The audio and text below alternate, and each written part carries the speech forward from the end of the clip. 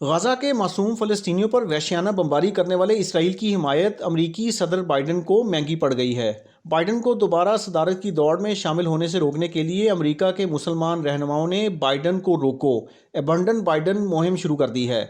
عرب media کے مطابق امریکی ریاست منیسوٹا سے شروع ہونے والی بائیڈن مخالف مہم مشیگن، ایریزونا، وسکونسن، پینسلوینیا اور فلوریڈا تک پھیل گئی ہے۔ امریکی مسلمان رہنماؤں نے اس عزم کا اظہار کیا ہے کہ فلسطینیوں کی نسل کشی میں ساتھ دینے والے بائیڈن کو دوبارہ صدر بننے سے روکنے کی ہر ممکن کوشش کریں گے۔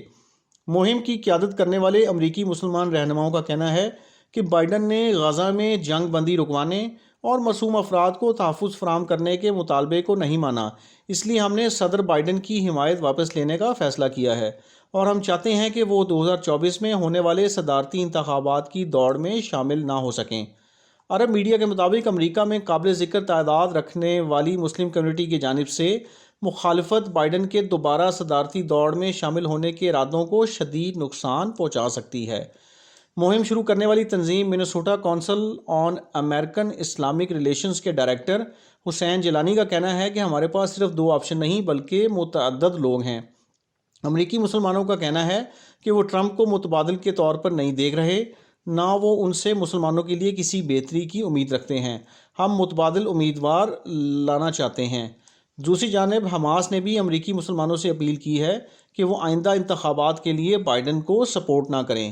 خیال رہے کہ 7 اکتوبر کے بعد سے اسرائیلی جارحیت میں 16,000 سے زائد فلسطینی شہید ہو چکے ہیں، جن میں بڑی تعداد بچوں کی ہے۔ اسرائیلی بمباری سے غزہ پٹی میں اب تک 15 لاکھ سے زائد افراد بے گھر بھی ہو چکے ہیں۔